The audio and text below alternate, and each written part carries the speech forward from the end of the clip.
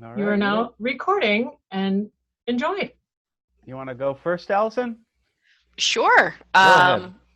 So hi, I'm Alison Sabo, known as Alison Sabo on my books, and I write a lot. I write a lot of different things. The last year I had the luck and honor of being at the the Griffin Free Library's NaNoWriMo kickoff like this, except in person, which was awesome, I might add. That was the first panel I've ever been on, and I had a really good time.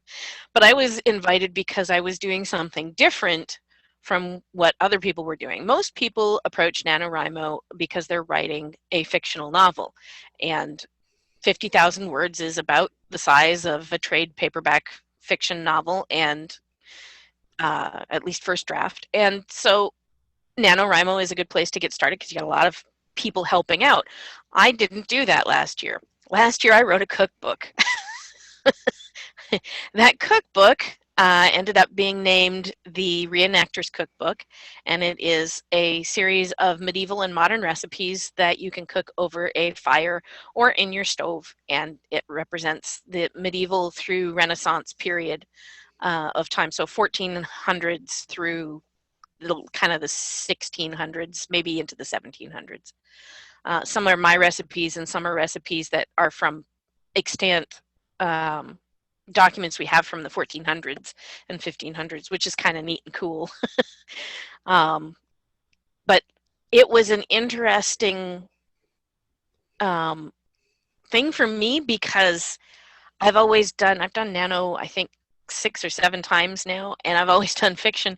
So this was definitely a different, last year was different. I will say I will never again do a nonfiction for nano.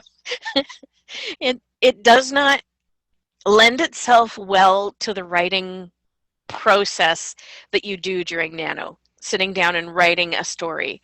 Nano does much better, at least for me, doing fiction. But that said, I finished the cookbook.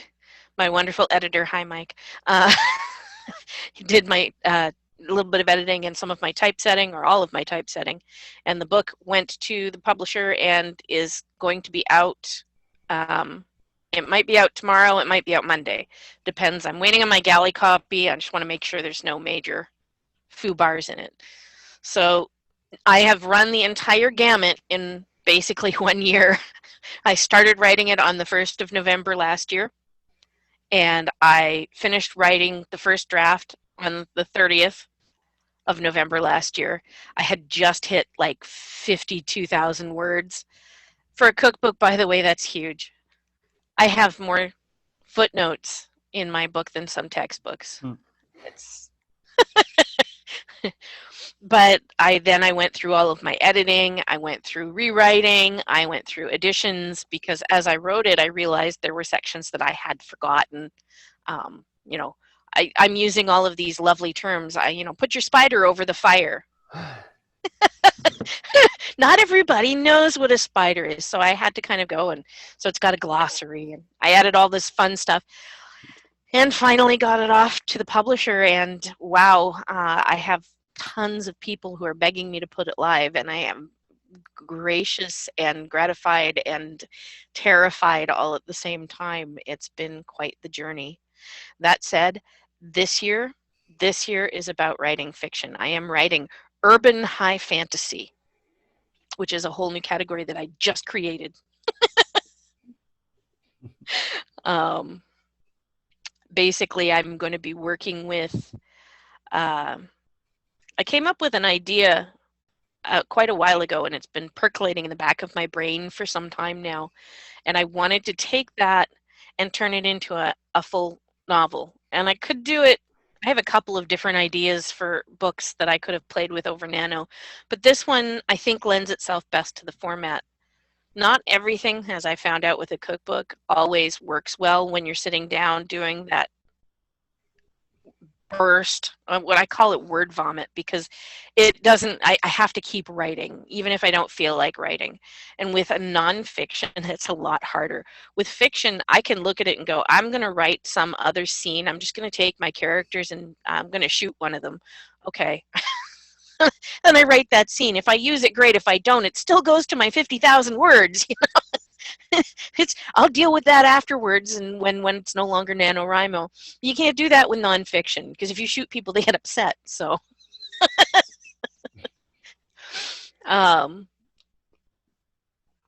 but basically, it's just the idea of sitting down and writing. I aim for 2,500 words a day during NaNoWriMo, and that seems like a lot. Technically, if you write, 1,667 words every day, you will hit just over 50,000 words on the 30th of November. But in case anybody hadn't noticed, we have Thanksgiving in there. And no matter how many times I sit down to write at Thanksgiving, somebody wants me to cook a frickin' turkey. I got nothing. Why would they do that to me during November? And they know I'm writing. But I do it. So there are days that I'm just not going to do it. And it's cold season and. So I always build in that extra. So I aim for 2,500. I refuse to stop writing until I hit 1,667. And then I keep going until I hit at least 2,500 if I can. And that way I have a buffer for if my grandson, who I'm watching at the moment, thank you, COVID, has a meltdown and needs grandma time and can't sit and play quietly. Or if I have a cold and I can't, sit down at the computer because I'm snuffling, or because people want me to cook turkey or whatever else, I have a plan in place to fill those holes. And from the perspective of somebody who's done Nano so many times now, that's been my single most important takeaway from it. Because if you just stick to the minimum number of words per day and you have a problem, you have a bigger problem. And that's not fun. It's really uncomfortable to look at that hole when you go in and you look on your dashboard for Nano. It's got the little graph and you can see it grow every day. And when you see that little blank, it's almost like a slap in the face. Now I have to go and I have to fill that in. Now I have to write twice as much the next day. It's a huge pressure, and I like to try and avoid any more pressure than I already have simply by taking on NaNoWriMo, because this is a lot of pressure. I basically have a sign that goes on my door, and my family knows that if there's no severed limbs, loss of consciousness, or the coffee maker broke, there is no reason to open that door.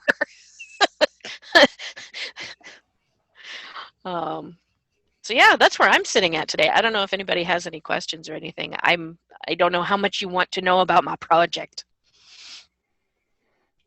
Well, let me do a quick intro, and then we'll do what we all came here to do, which is talk about our own projects and get you guys working. Allyson, one of the things that's really interesting to me, well, not interesting, I think it's really cool, is that both of the project that you were working on last year for Nano and the project I was working on last year for Nano are now books.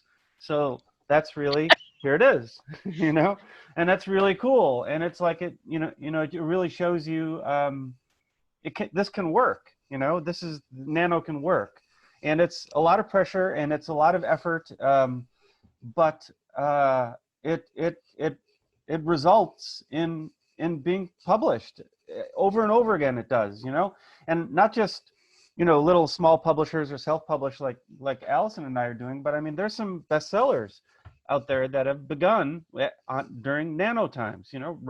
Big name writers and little peanuts like us, all take part in this, and the thing gets published. So whatever you're all working on, and I know Donna and Ellen, for example, are working on some projects, whatever you're working on, as much as hard a work this is, it's, this is a great platform for really setting up a routine for yourself and cranking out those words. The idea here is not to worry too much about editing or design or what fonts you're going to use, or really, even if you're getting the characters wrong or you repeat yourself. All that stuff doesn't matter. What matters is getting that manuscript in front of you, right? That's what matters.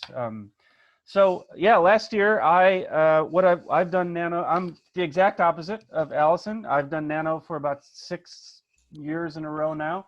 I'm a nonfiction writer primarily, so it's a very different setup for me. You know, you can't just write nonfiction off the top of your head. So to prepare for, well, some people can, right, Allyson? To prepare for Nano, what I do is I do all the research and all the interviewing, and I'll fill all the notebooks with the archives and all of that stuff ahead of time, so that when Nano arrives, which it is, my God, in 2 days, I will be able to start writing that book. In this particular case, it's actually, I'm doing a history, a trail guide and a history of the New Hampshire fire towers. And I have, the manuscript is due in March. I have about 10,000 words written already on it. So my hope is that by the time I get to the end of November, most of the manuscript will be done. I'm looking at maybe a 60 or 1,000 word manuscript, something like it, or maybe 70. And then the hard work actually begins after the words are down. I'm very much a planner because I've been a reporter for most of my life. So I'm very used to deadlines. I don't mind writing fast. But if you're writing nonfiction for your Nano, which I usually do, I tried fiction once, by the way, and I hated it, Allyson. But if you're doing nonfiction like I'm doing, a lot of the planning has to come ahead of time, which it has. So we'll see how that goes. I usually take it one more step. I have every day I post something that I've written to my social media on a daily basis. Just because I feel like accountability is important during Nano. Like I want, people know that something, my readers and my followers know something is coming every day. And now I have to produce something every day. So accountability is important, and whether that accountability is doing it on a social media platform like I do it, or doing it through the NaNoWriMo site like I believe Allyson is doing it. And you kind of create a collective of writers who are all doing it together, and you can all support each other, and the rising tide lifting all boats and all that good stuff. So that's kind of important to me, to have accountability every day. Just because you know how that goes, and Allyson touched on it. It's Thanksgiving, and we're in the time of COVID and isolation, which everything is different. All of our lives are different than they were 1 year ago today. Heck, our lives are different than they were 1 week ago today. That's how fast things change. So it's a very different world that we're living in right now, and I think accountability and community is extra important, even if that community is virtual. Allyson is absolutely correct. The first 2 weeks of Nano are far more important than the last 2 weeks of Nano. You got to come out of the gate running and create a buffer for yourself, because I guarantee you on day 20 or 22 or 25, there's going to be 1 or 2 days in there near the end where you are just not going to write anything. And that may just be because you're burned out, or because you have to cook a turkey, or because you have a cold, or somebody has to go get a COVID test, whatever. It's going to happen. So the next week and a half, I try to get about halfway done in the first 10 days, and that gives me a nice buffer for the rest of the week. So yeah, so that's where I am. Let me see, did I miss anything? I don't think I've missed anything. This is I know I'd love to hear if any of you, have you done Nano before? Are you planning on doing it? And the one big thing that I would add is, don't be intimidated by the 50,000 words, right? You do not have to do 50,000 words. You can set your own goal for this month. That's the important thing. If you want to do 10,000 words this month, set that as a goal, divide by 30, and that's how many words you got to do every day. That's how many words you have to average. A couple of years ago, not last year, but a couple of years ago, I set a goal. We were in the middle of things, and I knew we were going to be gone for Thanksgiving, and I set a goal for 30,000 words, and I hit it. So the important thing here is to create a routine for yourself, develop a writing habit, to stick to it. Whatever goal you set for yourself is the goal that'll make you the winner. So yeah, that's what I got. So are all of you members of the I know some of you are members of the Writers Club at the library? Is that who you all are? I recognize some of you, but not all of you. So talk to us. Tell us what we can do for you. You have our full attention for the next hour. I'm going to pick on someone. Donna, I know you're writing something. I know Donna's in the middle of something, or about to start, right, Donna? Well, we're all muted. Can you hear me?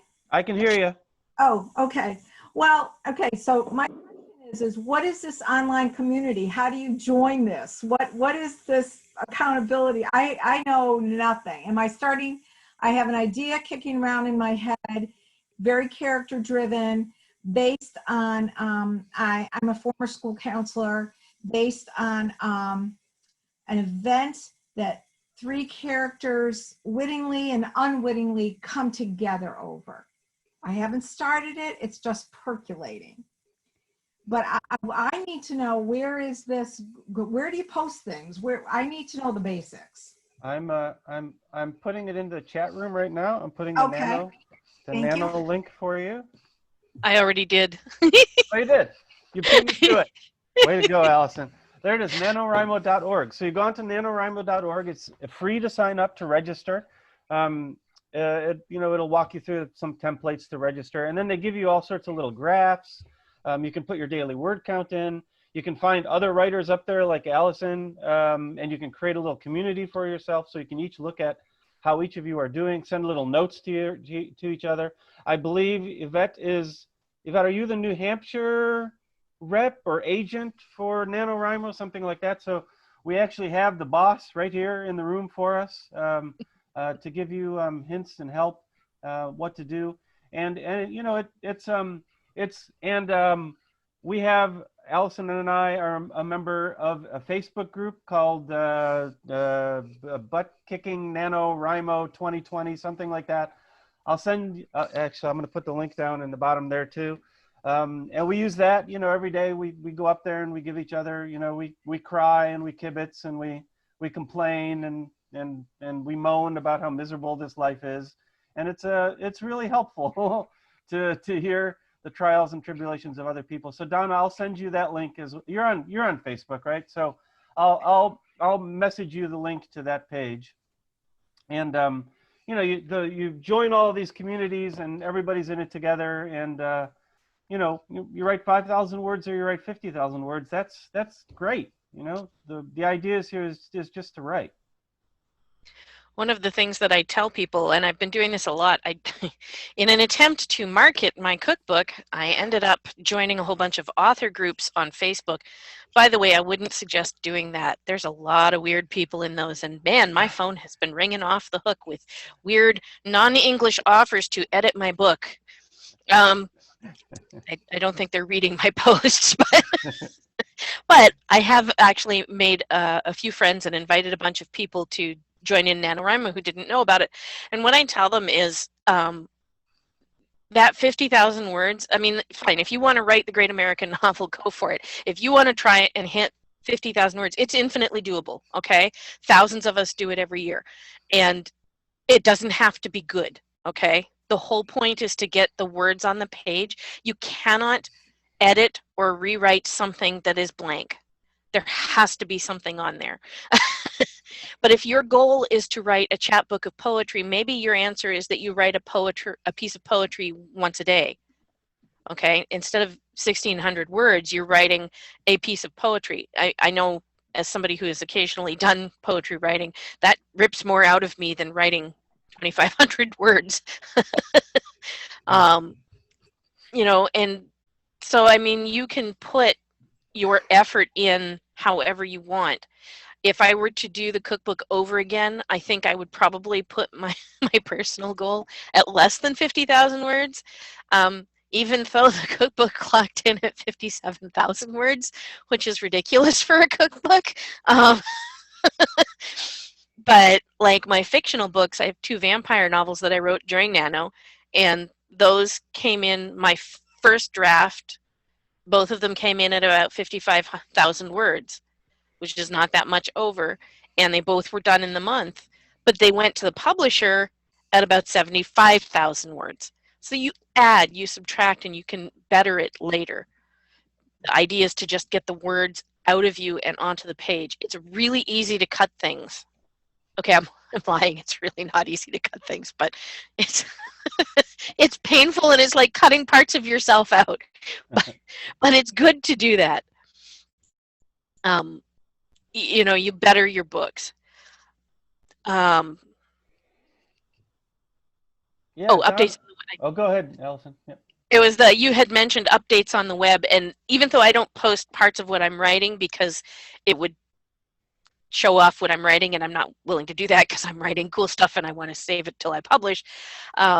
I do occasionally do like I'll interview a character and throw that up. I did that like 3 years ago. And I've done things where I post up my word count every day so that I have accountability.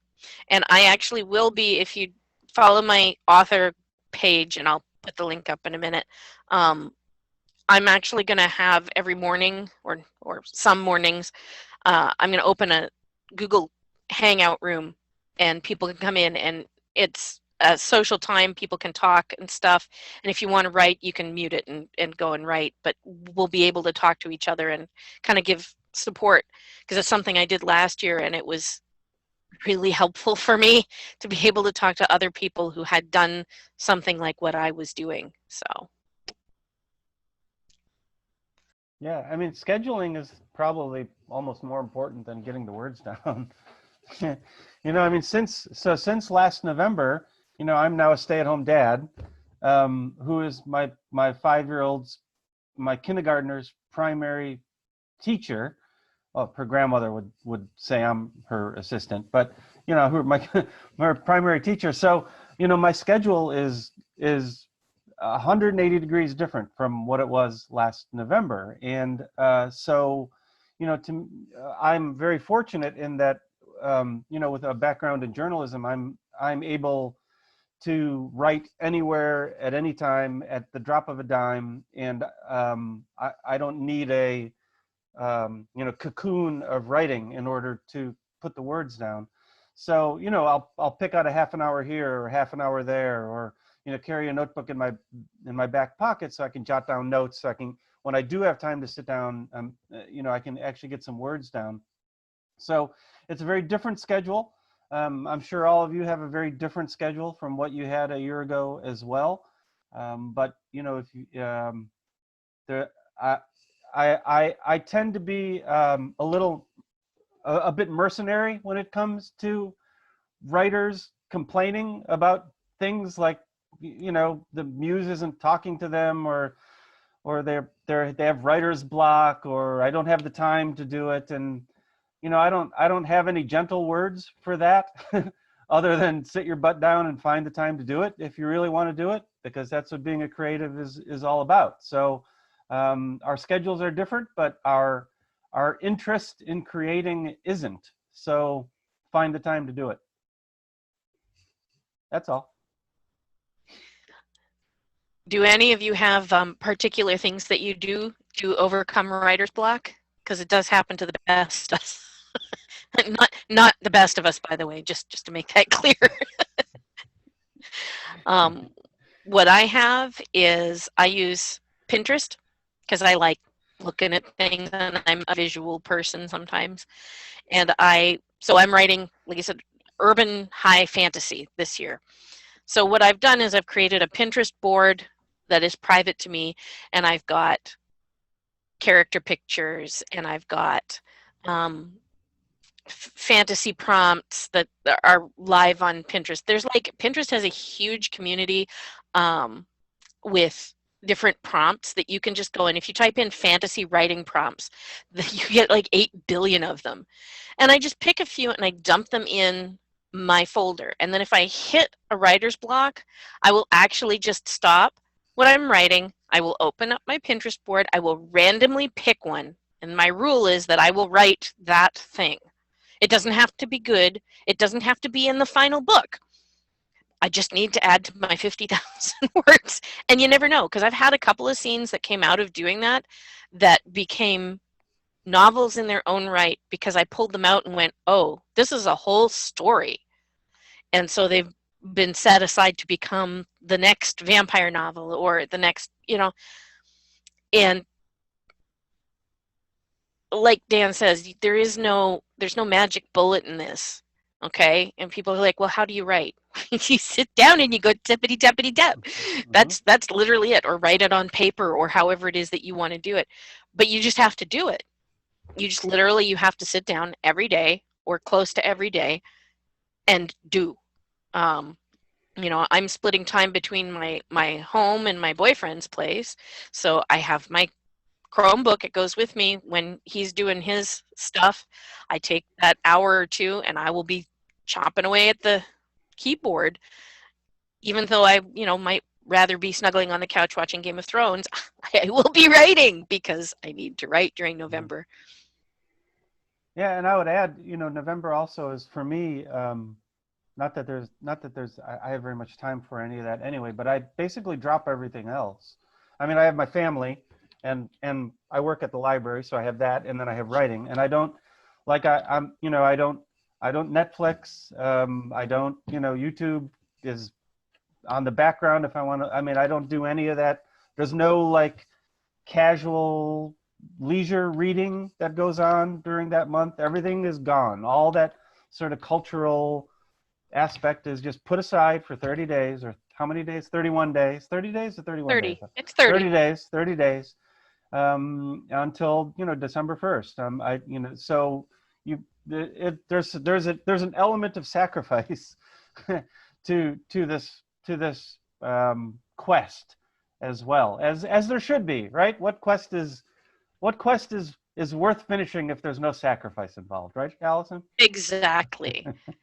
And honestly, I mean, it's hard, but there's nothing wrong with that. It makes it worthwhile, and it makes it something that you value.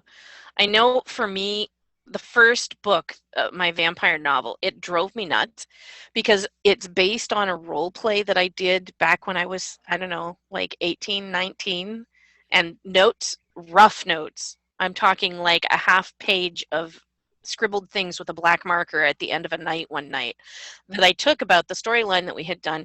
I went back and I contacted all the people who had been involved and said, can I write about this? Because your character might end up being in it, but it's going to be filtered through 30 years of time, and I don't remember the actual storyline. And everybody was like, sure, no problem. So I sat down and started to write it, and the working title of that book was Everyone Dies in the End. So of all the things that I knew, that all of the main characters were going to die, because that's what should happen in a vampire novel. And I knew that, and I was very firm on that. And then I got to the last couple of days in November, and my characters were like, no, we're not dying. I'm like, wait, I'm the writer. I get to tell you what to do. And they're like, no. and I say that, and it sounds funny, but it's ridiculously true. My characters sometimes just refuse to do what I tell them to do. And as the writer, you're just observing their story and telling the world that story. So sometimes you have to just kind of throw caution to the wind and understand that you can follow their journey and see where it goes. So we got a question. And Allie is now my favorite person because she is setting off on Nano without any preparation and can only write on the weekends. And she doesn't even know what she's going to write about. So that's awesome. Yay! I just did some quick math here for you, Allie. I know math, but so according to the rules that you set out for yourself, you have to write 12,500 words per weekend. 12,500 words per weekend. That's totally doable. How do you make that easier? Well, I would say during the week. Well, first of all, if you don't have any idea what you're going to be writing about, I'm not sure how to start. I guess once upon a time, and then just go from there and see what happens. but there's, you know, like Alison has her Pinterest. She uses that. I go to YouTube a lot. Like music oftentimes is very inspirational to me. I take long walks where I find myself 5 miles away from a notebook and I have an idea and no way to write it down, you know, things like that. But it sounds like your time is going to be very limited. So do you want to do 50,000 words on just weekends? Is that something you want to, is a goal? Is that a goal? Can you hear me? Yeah, I can hear Yes, you now. we can. Yeah. Yes, I would. Normally, I'm a poet, and so this is a very different challenge for me, but I actually really want to challenge myself to do this. Over the last 10 or 12 years, there were a couple times when I did try this and start it, but didn't finish it. And so I definitely have that desire to like really truly finish a traditional 50,000 words at some point. And I really hadn't been thinking about doing this at all. And then I got, I think the email for this event tonight in my inbox this morning, and I looked at it, you know, and I thought, what the hell? What the hell? That's as good a strategy as any I've heard. Yeah. So first, reach out to all of those writing groups, right? The Nano group, sign up, create a community around yourself that is going to cheer you on and is going to give you love and support no matter how many words you write or don't write per day. That's number one, okay? Number two, get it out of your head.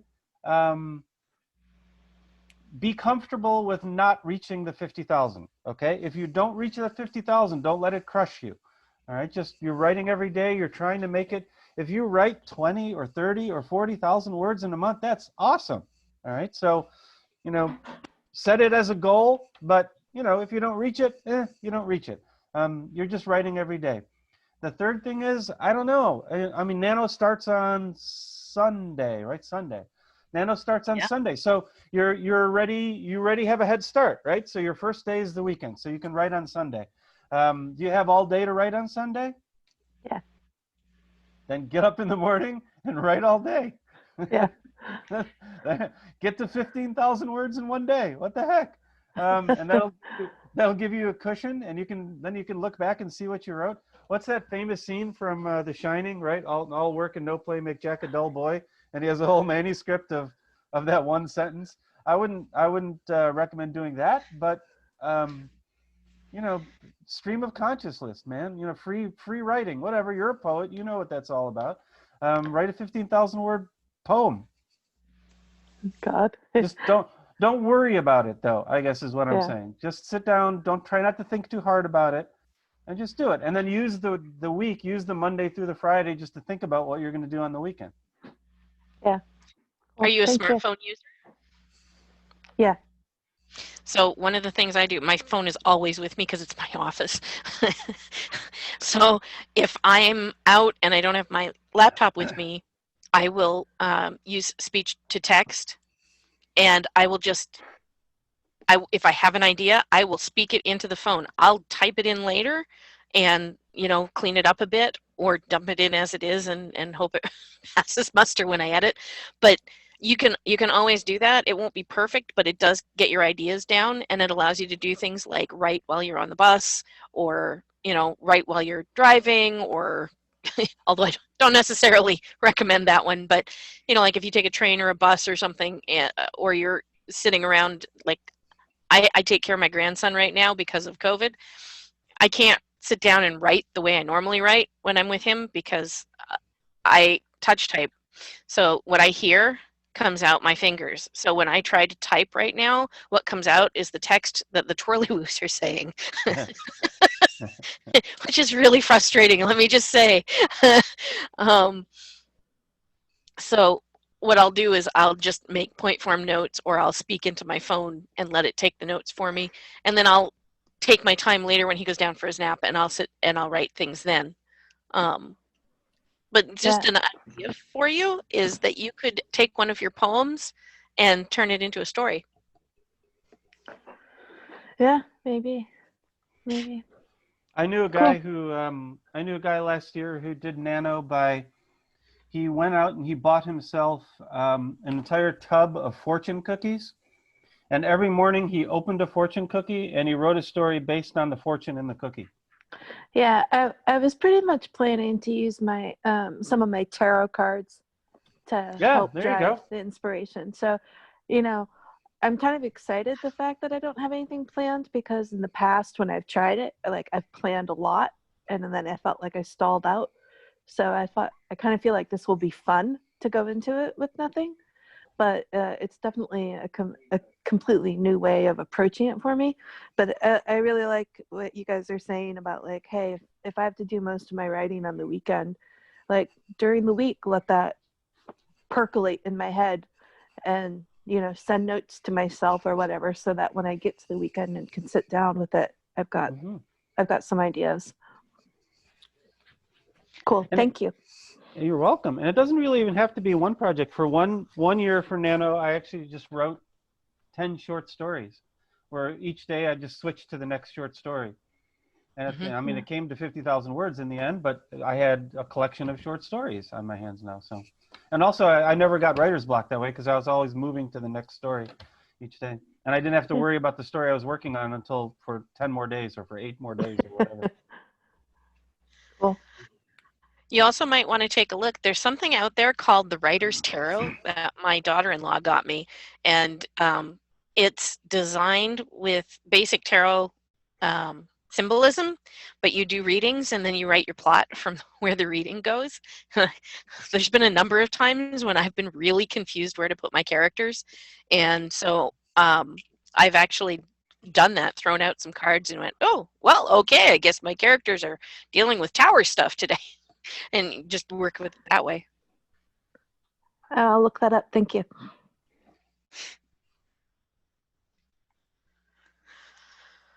One of the things that we have on NaNoWriMo on the website is they have a bunch of tools that are free or inexpensive for those of us who participate. And then oftentimes at the end, if you win and you verify it with the website, you can actually get like free membership for a year to things and stuff like that. In the past, I've used a program, God, I can't even remember what it's called, Writerly, which was free during NaNoWriMo. And they've reached the point now where they've kind of gotten so many members that they're not willing to do that. They're giving a discount, but not doing it free. I can't afford it, so I was like, oh, well, I guess I'm just writing in Google Docs. But there's a new one called Get Hermit, and it's basically the same kind of thing. It's a distraction-free tool. It lets you do writing with no other, it like takes over your screen so you can't see Facebook and chat and things like that. And it's very plain, so it doesn't take away from what you're from your creative process. And for me, that's something that's really useful and wonderful. So, you know, have a look and see. There might be some free or inexpensive tools for all of you guys that are offered by the website. And remember that, you know, if you do make that 50,000, you get the nifty little printout that you can put up on your wall. And if you don't, what I do is I have a calendar that I write my word totals in every day so I can see where I'm at. And I actually will put that up in the space of the year I didn't win. So I can see where I went wrong. And it's interesting because I can see the differences and then the ways that I've grown over the years. And I still have all those. They sit in a little file and I pull them out every November and I stick them up in my office wall so that I can remember, you've done this before, sweetie, you can do it again.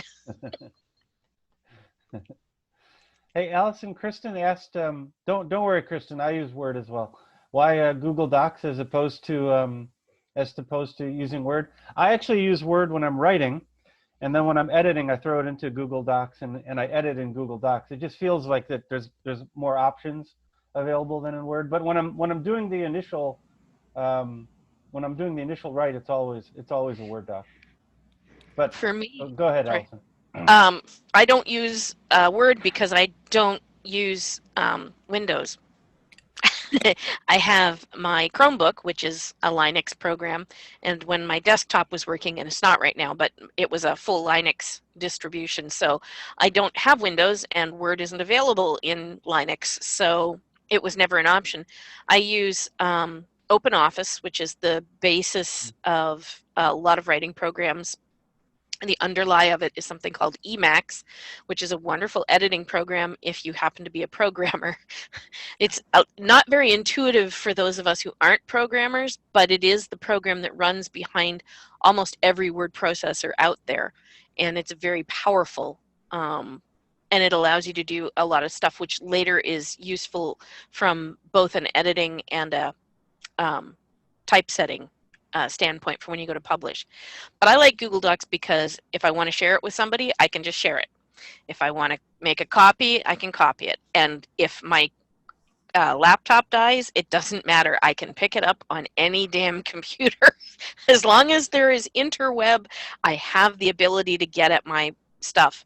Nothing is stored on the laptop because I've had so many issues with thumb drives dying, and my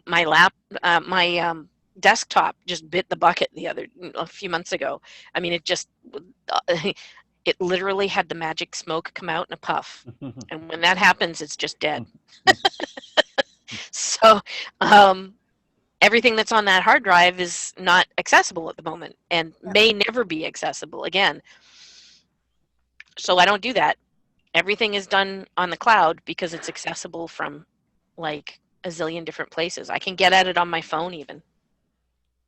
I like Google Docs too, because when I'm editing somebody else's work, or when my editor is editing my work, we can both be there together, basically talking to each other over the manuscript, and I like that aspect of Google Docs. Yeah. It can also, Google Docs allows you to do different types of editing. So you can do regular inline editing, which is, you would see, you know, where you delete something and you add something. But you can do edit suggestions. So you go in and you type what you think it should be, and you click enter, and it sets it off to the side as a note. And it doesn't change the main manuscript. And you or your editor or whoever's looking at it can go back later and go, does that work?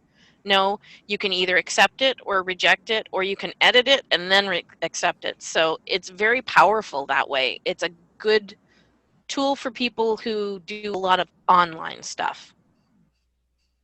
That's all really helpful. Thank you. I never got that far. I was looking at the tools online and saw some of those programs that were being offered at a discount and thinking that's way too soon for me. Although I've been a member of Nano for many years, I have to get over the hump of actually finishing. I've only finished once. And I kind of cheated because I used my master's thesis as my part of my goal, so it doesn't really count. But I mean, I finished the thesis, but you know what I mean? It wasn't the creative thing. I was kind of getting lost in what was offered, and I have no idea how one would figure out what would be actually useful. And so it's good to hear that you're using available to everybody software for something that you do for a living. So because my family is the patriarch of my family happens to be a programmer. He is a Linux, Unix guy, and so when we get stuff, it tends not to be Windows or Mac because neither of those things is as secure. And so I'm used to using whatever's free and web-based because frequently that's the only options that I have. But yeah, Alison is right though. This has a little off subject, but you know, once a week I upload everything off of my laptop onto a portable drive. This is a 5 terabyte drive. It's this small, terabytes, wow. 5 terabytes. So you know, hopefully I'll use this for the rest of my life. But once a week I'll upload my entire download folder, and basically my whole laptop just gets uploaded onto that thing every Friday or every Saturday, and just because I want everything up in the cloud. I want a hard drive of everything. I want everything on my laptop. So I don't want just a plan B. I want a plan C as well. So that makes sense. Yeah, because Alison man, if that, your laptop starts smoking on you and you haven't saved in a few days, boy, oh boy, that can ruin your day. Save frequently. That's the biggest takeaway for Nano. Save frequently. Yeah. Every 5 minutes, man. Yeah. Being redundant is good. I don't happen to personally print out things until the very end when I'm doing my last read through, and then I'm only printing it out because after editing it so many times on the screen, my ability to see my own errors is nil. And so having it printed and reading it out loud actually helps me see when I've made a mistake. So my daughter is actually one of my test readers, and I read my novels to her and she listens and she'll catch me out like on continuity errors.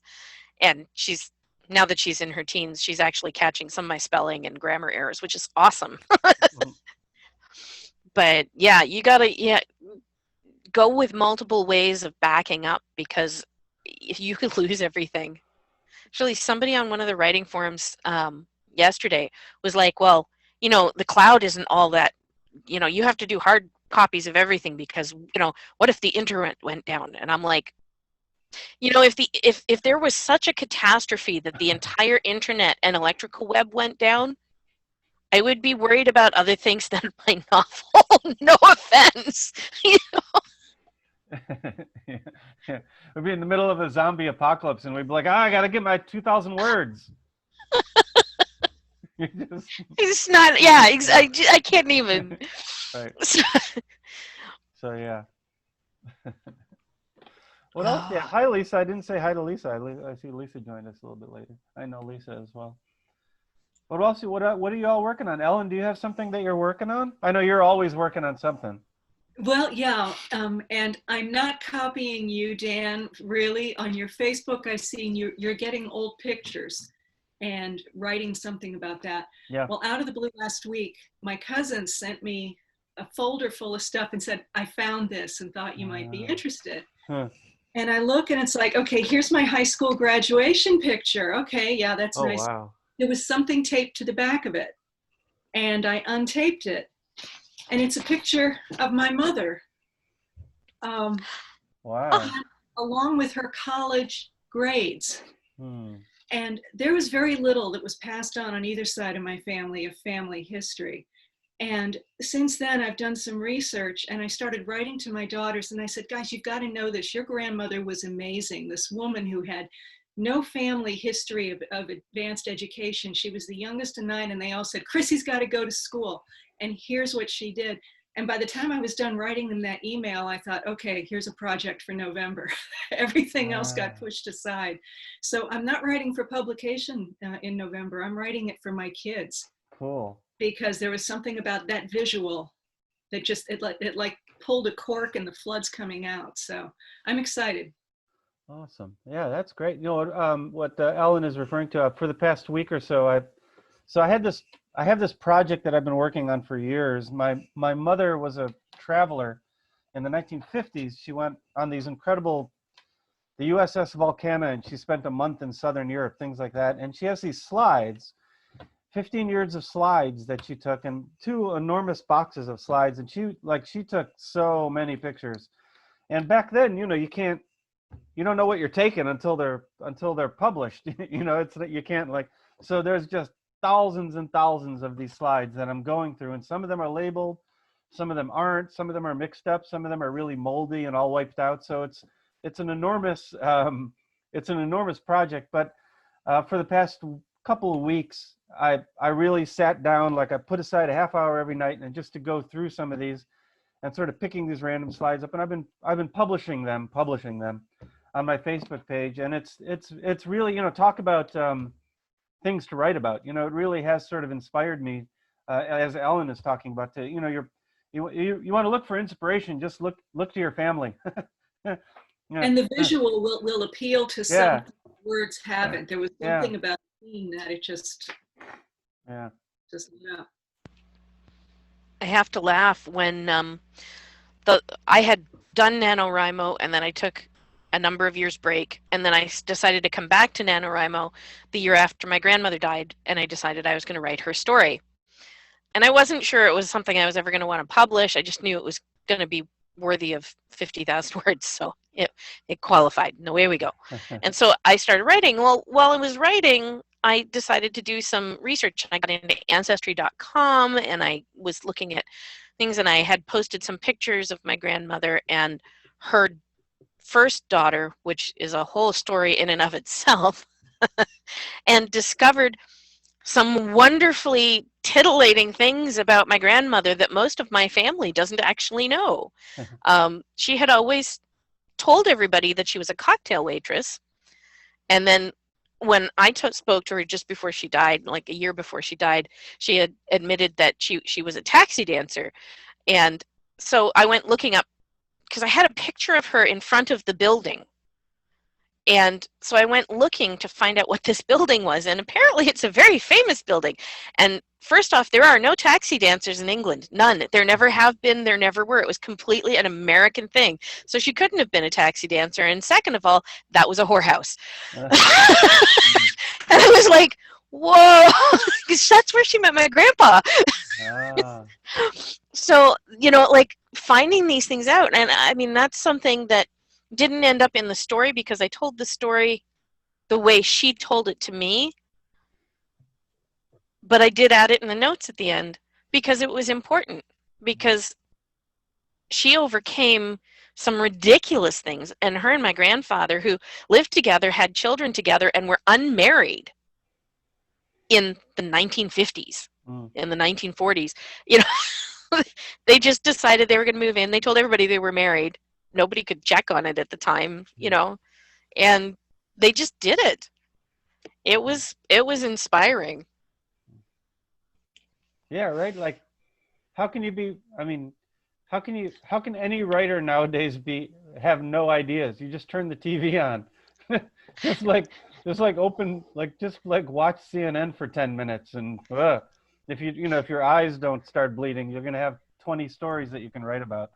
Well, 1984 has already been written, so that's a good point. Yeah. Sorry, did I say that out loud? so has Animal Farm. Yeah. Yeah. What else do you have? Go ahead, Donna. Yeah. No, I'm just saying I'm going to have to go. I've got another Zoom thing going on. Oh boy, the life is a Zoom. It's just Zoom is our life. But I just want to thank all of you. This has been so helpful, and I'm going to give it a go. Please do. I'm going to start Sunday. And if you're on Facebook, and you want to chat sometime, just look for my links. I'll put up my Google Meet links every day that I do it, because I love having people to talk to. I'm, I've written all these books, but I don't have that many fans yet. So, come talk to me. Okay. Thank you, Alison. Thank you, everybody. You're welcome. Good luck, Donna. Go get him. Thank you. Bye. Good luck to all of you.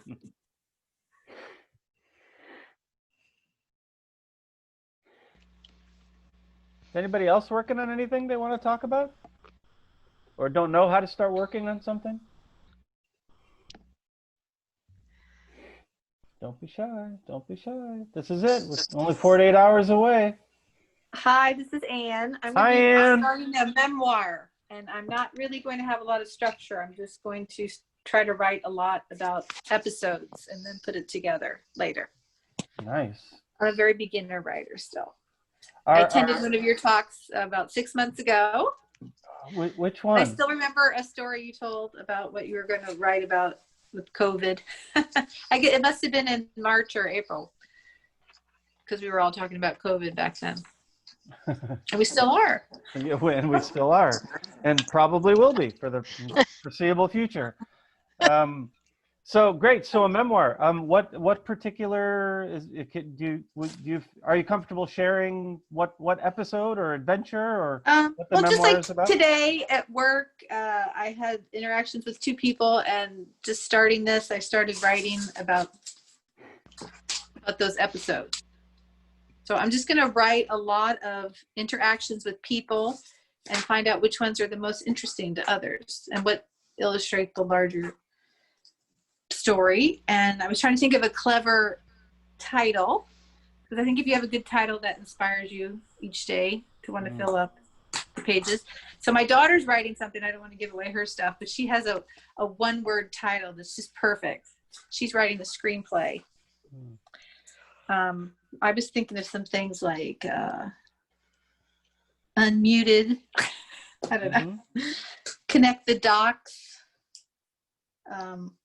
So those are things that I'm trying to just get started. I have to admit, I haven't done a lot of prep work. So this is the time I said I'm going to do it, when the weather got bad and Nano starts. Oh, that's okay. Nobody's done very much prep work except Allyson. Allyson is just, she's a machine. But yeah, no. No. No. I am also a pantser. I am not a planner. I am also a pantser. So you're not. Does everybody know the difference between a pantser and a planner? Like Never heard pantser. Yeah, a pantser is seat of your pants. You don't do very much planning. You just sit down and you just start writing. And a planner is somebody who sits down and plots out the thing before the first words come out. And I've always very much been a pantser, and it's worked so far. So I'm in the middle, actually. I don't consider myself one or the other. I'm a plantser because I have to be, like that. I have to be contrary. It's my thing. But what I do is I have an idea. So in this case, it was a world. Okay. And I built the world in my head. And then I took I took a plot line that I found in the free to a good home on Pinterest and printed it out and changed it completely and ripped out a bunch of characters and put in a whole bunch of other characters, and it now resembles the original. Not at all, but it's got, like, I don't know, maybe, was it three pages double spaced in very large font, that just rough ideas of where I want to go, where I want to start and where I want to end, and then I fill in as I go along. But I don't spend a lot of time doing a whole lot of planning, because I did that when I did my first vampire novel, and half of it went down the toilet because my characters rebelled, and I'm just not willing to put the time in anymore.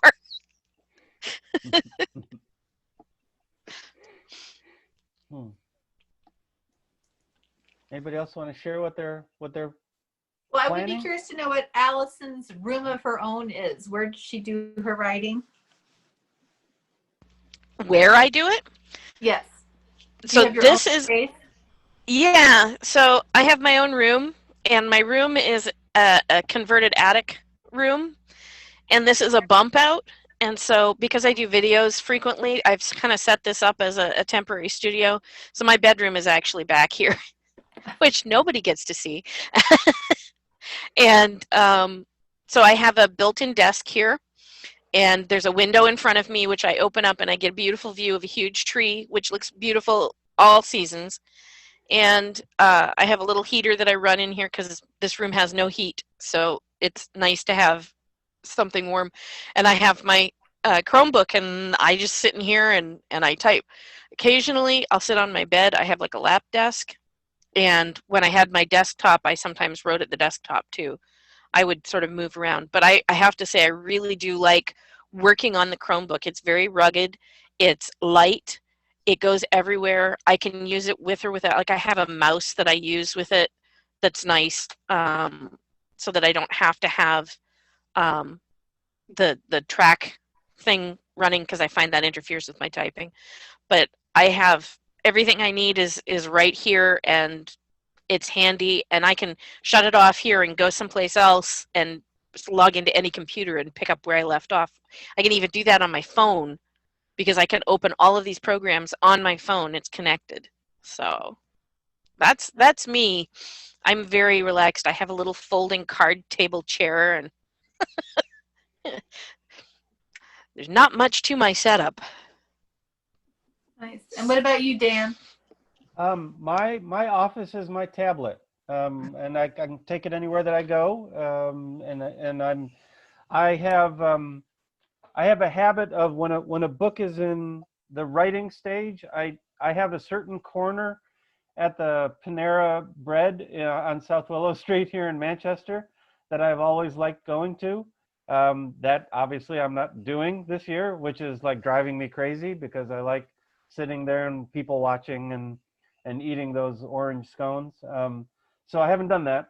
But basically, I have a, this is my office that I'm in, and I can lift it up here.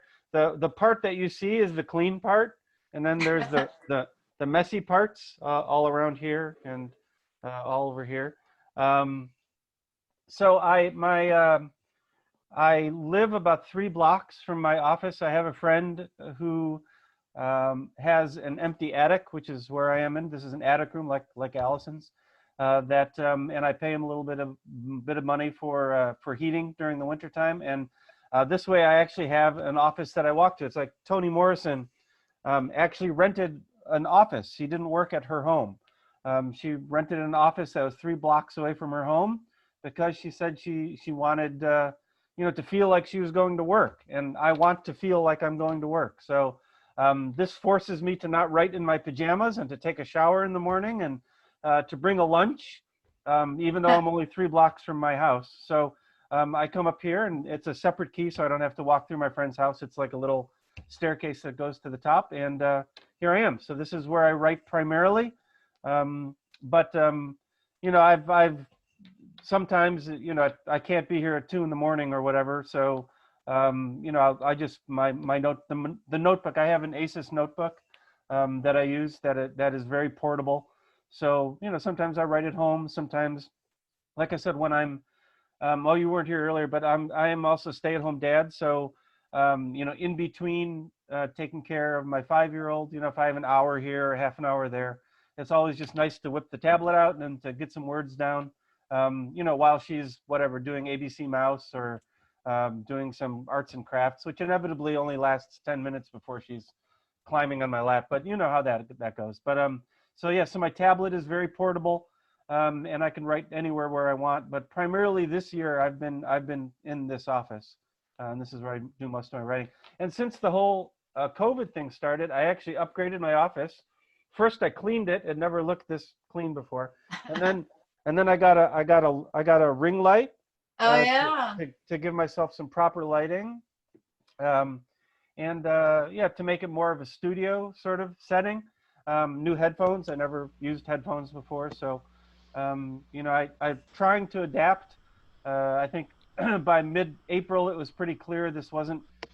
This was going to be a new normal. I hate using that term, but we are, even if COVID goes away tomorrow, and it's not, by the way, even if it goes away tomorrow, there is going to be some things that are going to remain the new normal. So I wanted my office to reflect that and to be a comfortable place, because I figured that I was going to be spending more time here than I normally would. So that's my office. Nice. But I can write anywhere. I don't have a whole lot of, I was a journalist for a long time, so I don't need like certain music, or I don't need quiet or loud music or whatever. None of that matters to me, as long as I have a laptop. Interesting. One of the things that you touched on, Dan, was the Karen feeding, where you like to eat your scones and such. But that's something I usually do a daily little post on my author thing, encouraging people for NaNoWriMo. And last year, one of the things that I really harped on a lot was, have you stepped outside of your house today? Has sun touched your skin? Have you drank some water? Have you eaten food that does not come out of a prepackaged box? Have you eaten something that looks like it looked when it was in the ground? And people laugh at that, but it's true. We find ourselves, especially for the lady who was going to be writing on the weekends, Allie, your tendency is going to be to become a hermit and to spend all that time writing, and you neglect your health. And yes, technically you can get away with that for 30 days. It's not going to be too bad. But I find that going out for a walk with my boyfriend, or going out into the woods with my grandson and capering about, or any of the number of outdoor things that I have, even if it's only for 15 minutes, it really helps when I sit down to write, because I'm able to sit and pull myself into that mental space that allows me to let the words out. Whereas if I'm trying to just force it and sit, that's when you get things like writer's block, you know? So you have to feed and water yourself. I actually planned out this entire November's menu is already planned. It's almost entirely crock-pot meals. Crock-pot meals and casseroles, because I can whip it together and I can do 3 or 4 in a day if I have the time and throw it in the freezer, and then all I have to do is drop it in the crock-pot and it's ready at dinner time and I just serve it out. You know, I can do that planning beforehand, and it helps me when I go to sit down, and it makes certain that I get some decent food into my system and that my family is not being completely neglected either. So yeah, man, you can't create if you're starving or if you're sick or, you know, whatever. You can't become a vampire. You know, you gotta take care of yourself and walk around a little bit. I mean, as important as coffee is to me, you got to drink water too. You know, you can't hydrate solely on coffee as much as you want to. You can, but it's really bad. You can, but it's really, really bad for you. Yeah. You know, so you know, I mean, I have one right here, for example. But I have water. See, water. Look at you. I'm a good girl. Being so good. Yeah, so, you know, take care of your sort of physical self as well, because your mental self needs that. I mean, and it's only a month. You know, you could probably eat Twinkies for a month and get away with it. But, you know, do you want to weigh 20 pounds more and feel sick at the end of 30 days? Probably not. Welcome to COVID.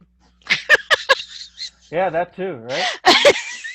Yeah. That's the advantage to being in the attic, is you could run up and down the stairs a couple times. It's true, and I do. I actually lost about 50 pounds a couple of years ago, and I'm a lot more active now, and so I do run up and down the stairs more frequently, which is a good thing. It gets me moving. Music is the other thing that you mentioned, Dan. I know people who write to like soundtracks, and I've tried that, but again, my ears are connected to my hands, and it doesn't always run past the brain filter. I remember one time I was working in my office, and my partner's office is right around the corner, and he was on a business call, and I was in the groove writing, and I really wasn't paying attention, and it wasn't until later that I looked down at the screen and realized that I had spent half an hour typing his conversation. So not only had I not written down the things that were in my head, I had lost some of them, and he had a perfect transcription. So I can't do that. But what I do is, y'all remember the music that used to play in the background of Mr. Rogers? That kind of jazzy, funky piano stuff? Yeah, YouTube has channels full of that stuff. Morning coffee jazz, afternoon wake up jazz, cappuccino jazz. I mean, like, they have all this. So that's what I listen to, and some of it's more upbeat and some of it's down, and there you go. Yeah, I don't know if this, I mean, I don't, I can have stuff on in the background. It doesn't really bother me that much. But a lot of what I do, of course, is, you know, interviewing or actually talking to people and writing while I'm talking. So obviously I can't have anything playing when I'm doing that. But you'll get a kick out of this because you mentioned jazz, Alison. Like when I'm editing, when I'm in the editing stage, I listen almost exclusively to like acid jazz from the early 70s, like Miles Davis and like Coleman, you know, that really crazy, like discordant, you know, no melody jazz. And I don't know why that helps me. It shouldn't, but it does. I can't listen to it at any other time, but when I'm editing, I listen to that. It might be that it's interfering and making your non-creative side of your brain busy. Yeah. And so it leaves your creative side open. Right, it leaves it open. Right, it's a distraction. It's what you're saying. Hey, whatever works, right? I know for me, I write through November, so I write through to the 30th, and then I take that project and I back it up thoroughly in 3 or 4 places, and then I put that shit down and I walk away. I will not look at it again until January at the earliest, because I know I'm not going to see any, I will only see errors, and half of the errors I see won't actually be errors. I'm so sick of what I've been writing that I can't do it. And so I will take that break, And then in January, I'm ready to write again, and I'm ready to explode with it. So. Yeah, Allie says she hasn't left the house since Saturday. It sounds wonderful. But Diet Pepsi, though, I don't know. I don't know about that. That's coming from somebody who drinks so much coffee that, you know. I drink water too, but. Does anybody else have any like what are your all writing habits? Like where do you write? Like do you eat or drink? Do you like is something more inspiring to you? Like I know writers who have to have like I have to be in a certain place at a certain time at a certain temperature eating this donut in order to write, you know. That perfect ballpoint pen. Right, that exactly. The I need a certain pen and the light has to be just so, which is fine, whatever works for you. But I'm just curious what other writers' habits are. Does anybody write on a typewriter? How about that? Let's start with that. No, good, because I'm always the most curious about the what are they anachronism and what is it called when you're anachronisms? Yeah, the anachronists. Yeah. I learned to type on a Remington manual. Yeah. Oh, a manual. You didn't even have an electric. I learned to type on a Royal Electric. Nice. I learned to type on an Underwood manual. It was beautiful. I loved it. I got up to 40 words a minute on it and then discovered that if you go higher than 40 words a minute, the keys get stuck together. I'm a lot older than I look. Sitting, I don't know if you can see it, but sitting under my light right there, that is my uncle's Royal. He was a poet, actually. And it's the same typewriter that Hemingway used. Not that particular typewriter, but the same type of typewriter that Hemingway used. And that was my uncle's. And when my uncle passed away, we went into his house before the estate sale, and that's the one thing that I walked out with is my uncle's, because he was a poet. So I don't actually use it. It just sits there and gives me inspiration. You should use it. You should totally use it. I don't have the time. I just look at it and read his poetry. It's 2020, Allison. We got to hustle. We got to hurry. We don't have time for typewriters anymore. Well, so here's the thing. You can actually type on a typewriter now and feed it through a scanner, and they can pick it up because it's not like handwriting. Because it's such even lettering, it's not a problem for it. So you can do the same thing and dump it into Google Docs and be finished. So if your groove is a typewriter, then go for it. And they also sell I have an Android phone, and for my phone, they sell what looks like a steampunk typewriter keyboard. And you pop your phone up on the end of it, you plug it in the end, and and it makes the clicky noises, and it shows the little thing coming with the keys coming up on your screen of your phone. I love this thing, and I want it so bad. There's a writer with the New Hampshire Writers Project. His name is Rob Green, and he's a typewriter repair man. There's like 5 of them in New England, and he's one of them. And he holds this. He didn't do it this year because of COVID, but he holds an annual typewriter day at a coffee shop in Manchester, and it's by you. You have to register because it's a tiny place, so it only holds 20 people. And he brings 20 typewriters. He has like a collection of 100 typewriters, and everybody spends the night drinking coffee and typing on typewriters. And I don't do this because that it seems like I would go insane. But I have gone just because it's really cool to be in there listening to everybody typing on typewriters. Just the music of the typewriter is really cool.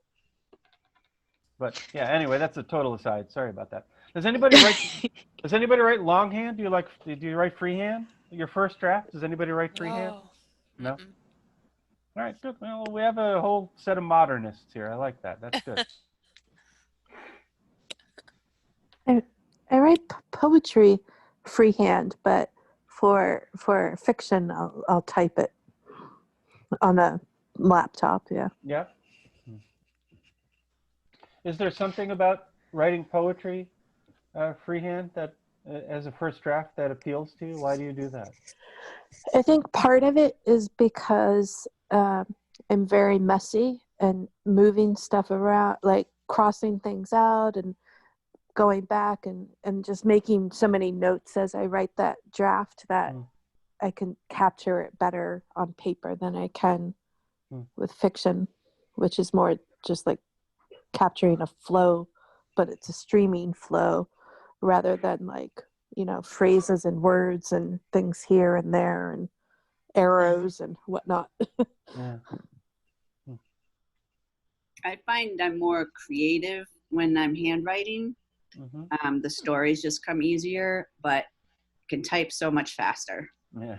So I'm always wrestling with that, because the story is just so much richer when I can handwrite it, but I feel slower, so I type it. And then with Nano in particular, I like doing sprints. I like setting the timer for 20 minutes, and then it shuts the brain off faster for me. Just 20 minutes, it goes off. I reset it almost instantly most times, and then just another 20 minutes, and the words just get out there. Whereas if I just sit down and start, I'm a pantster totally. I think I know what I'm going to write about, but I sit down November 1st and see what happens, see what words come out, and just go for it. What is the sprint? Is it you just like you sit down, you said I'm going to write as much as I can in 20 minutes, or what is the sprint? Yeah, they have a whole bunch of different sprints. Yvette, I know you want to talk about sprints? I can. Yeah, so you can also get on NaNoWriMo's Twitter account, and that's usually where the nano sprints happen. So you have someone else keeping time for you, which can be helpful. But sometimes they give you a prompt and you just work that prompt into your story. Or if that prompt doesn't work for you, then that's okay, and just time yourself. And it does make you work. You know, it really kind of, I think in terms of like the big picture for NaNoWriMo, is to give yourself permission to be creative. You know, I've worked with kids and I've worked with adults in terms of writing and writing classes, and kids don't need permission to be creative because no one has told them yet, get a real job. And I think that's the challenge when you get to be older. You know, bad, foolish people tell you to put away these things. And we are creative people, you know, so this is a time to give yourself permission to be creative. And for this, it's writing. And, you know, yes, traditionally, NaNoWriMo was 50,000 words, first draft novel. It can be a pile of crap. No editing until December. But, you know, as people have joined in and things change, and, you know, I think the event has adapted, and really, you know, I mean, we've got a cookbook, we've got a poetry book, you know, from our guest authors today, and they use the time. You know, it's your time, it's your 30 days, and, you know, tell your family, your friends, your loved ones, your coworkers. When it gets to be week 3 and you start talking like a crazy person about your book, it's gold. You know, it's golden. It's you've peaked with the NaNoWriMo experience. You know, I think yeah. So there's a lot of online resources. We've mentioned a lot of them. There's another one that you guys might have heard called like Write or Die, and it's a website that you have to type a certain amount, and if you don't and you pause, your words will start erasing itself. Wow. And then there's like a tick, you know, there's a timer, and the screen starts going red. You know, I mean, it's fun, but if it's your only draft, then it's not fun. But you know, I think you know, I would echo what Dan said, you know, build your community, what Alison said, build your community. You don't have to set the bar that high with 50,000 words. Write or die, yeah. That's what it's called. I can add all of these links to the NaNoWriMo New Hampshire homepage, and I can put them on the Discord as well. You know, they updated the NaNoWriMo site last year. And so a lot of the forums and areas to chat with other participants kind of went away. So really people have gravitated toward this Discord, which has all the chat channels, you know, and, you know, it's just a place to go and vent, get ideas, get advice. You know, I think that hopefully is helpful for folks. You know, and you know, definitely join the Facebook group, Butt Kick and Nano. You know, get lots of encouragement from people. And did I say vent? How many times do I have to say vent? Do they still have the state competitions of it? Or number of words per state, like New Hampshire's always going up against Vermont and whatnot.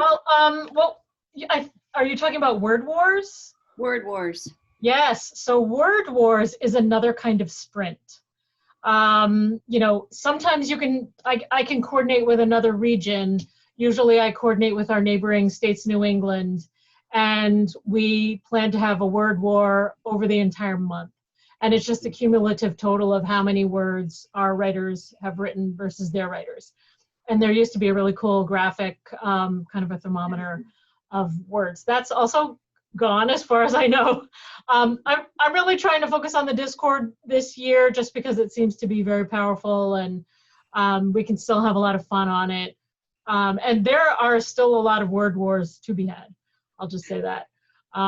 So anytime you feel you're stuck and you just need a way to get unstuck, that's a great time to set a timer or jump on Twitter or jump on something and time yourself. I'm going to pick on Reggie because I haven't seen Reggie. I have not seen you since you left for college. And I know you're writing and I know you're reading because I see you on Goodreads. So what's going on? How's your writing? It's been a bit. Yeah? Yeah, it's going good. Yeah, so I'm in my senior year now. I've done Nano all 4 years. I won on the first year, using an idea that going into the month was kind of half-baked, but I finished it by the end. I've just thrown all my school assignments and other words into the counter because that's how I do it. Yeah, it's kind of become depending on the year, I guess, it's kind of been like the one big time that I write consistently, I guess. I do in other times of the year, but that's kind of the one time when I can really get something down. But yeah, so this year I'm hoping to get another win to try to bookend the college experience. Also trying to do an idea that I haven't really thought out fully, or like I think there's something about it the first time that kind of clicked for me. Kind of having an idea that, because I like to plot and plan and outline and stuff, and I think having a degree of kind of uncertainty with where the story can go, and it depends on what you're writing, but I think you need to have some sort of like a percentage of how much you're willing to kind of deviate in case you need words and you need to take the story in a weird new direction. So I'm hoping that not being terribly attached to my initial idea is going to kind of help with that. Where are you going to school? I'm at St. Joseph's College of Maine. Cool. Up in Standish. So this is going to be an interesting November because I am coming home for Thanksgiving and then finishing with the rest of my semester virtually. So there will probably be days where I don't get a lot of writing done because I am packing and leaving. So I like the idea that was brought up about writing above the minimum amount of words, because in the past I have kind of slaved myself to the website and the daily word counts, which I think can be kind of intimidating, especially if you fall off. So I know last year I was writing something kind of just for myself and basically said, like, I'm going to try to write every single day. I'm not going to try to hit 50,000. If it happens, it happens. And I'm pretty sure I think I did like 29 days or something like that. I don't remember exactly, but I think the conditions are right this year. I don't know. Yeah, and it's like Thanksgiving this year is going to be different for everybody, right? I mean, there's not going to be as much travel happening, so Yep. travel days are going to be cut down, and smaller gatherings, hopefully, probably. So maybe more time, right? Yeah. Maybe I can talk somebody else into cooking the turkey. There you go. Your grandchild. No, he's only 3. Well, he'll be 4. They're very eager at that age. Yeah, I got him grinding my coffee, because I do fresh ground coffee every morning. So this morning I had him grinding coffee. It's a beautiful thing. Teach your children the important things in life. What was I going to say? God, it's getting late. Yeah, so come join us. Come join Alison and I. We both have pages. I have, much to my wife's horror, I have almost no privacy settings. So stop by and say hi. Stop by the Butt Kicking Nano group. You can go there. Alison going to do her daily thing. So, that community aspect of it is really important. Yeah. I mean, there's so much about it is actually more important than the actual words, right? Like keep yourself healthy, find a community, write a little bit every day, go for a walk, and don't forget about the words, but all that other stuff is important too. I think part of it is people get so caught up in the words. I don't know about anybody else. I'm horribly competitive, mostly with myself, not so much with other people, but I look at like my past works. I logged into Nano because I was looking something up, and I'm like, so the first year I did Nano, I wrote 38,000 words. And then the next one, it was 2016, I wrote 50,074. And then I wrote 59,493. And then it went down to 54,540. And then it went, I'm like, no, and see, I have to beat my own record this year. I have to write more. But I think we're almost, we're our own worst critic. And we can sometimes get caught up in that. And it's important. That's like my family are the ones who come to me and say, hey, drink some water.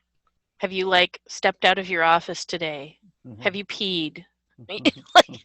This is so important,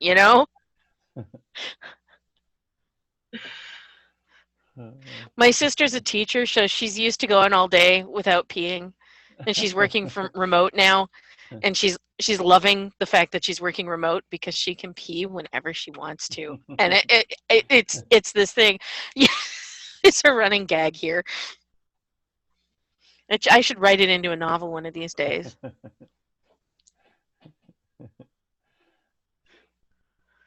Are you going to be doing any sprints or virtual stuff, Yvette, at the library? Is the library going to be doing anything? Well, nothing in person. So I think really we're going to handle things virtually. You're going to do some virtual stuff? Yeah. Yeah, and as far as I've been saying, as far as I can see, the best way to interact will be on the Discord. If you get on the regional page for New Hampshire on the improved website, it's just a straight chat. Mm-hmm. And so we can't really respond to each other. Nothing is nested. So it's really hard to follow a conversation.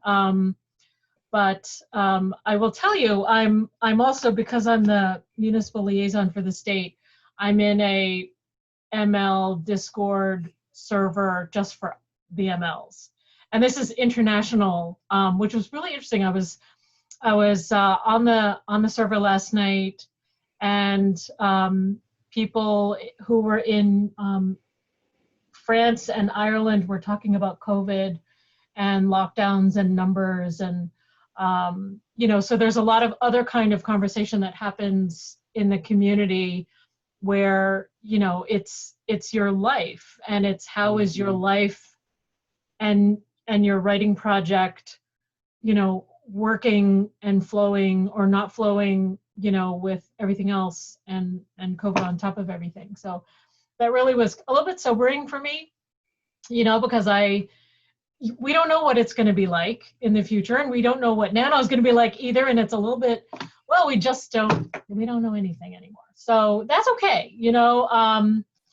I think, but we'll get on, on the ML Discord server, there are a lot of amazing suggestions and ideas to bring into our own regions in terms of, different kind of crawls. They're planning an international crawl, so someone will moderate word sprints over a 24-hour period. So you could be having your word sprint managed by someone around, on the other side of the world, literally.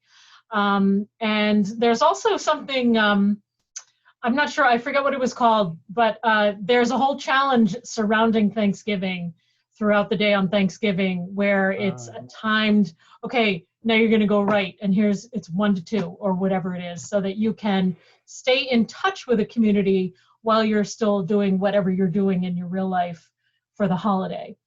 And just trying to encourage each other, because 1,000 words is more than you had, earlier that day, so it's just little by little by little, and keeping your mind on your project. So yeah, this is my first time doing the Discord server, and so a couple of these other MLs have run it for 2 previous years, so I'm really stealing all their great ideas, and probably some crummy ones as well. So, and it gets you away from family. Oh, I'm sorry if you're gonna have drama. It's probably unavoidable. Write it, put it in your book. So it's 8:39 right now, which is probably as good a time as any to close it up and make sure everyone can get home and get the rest they need. I will also echo the suggestions about feeding and watering yourself, getting out into the fresh air. It's always good to step away.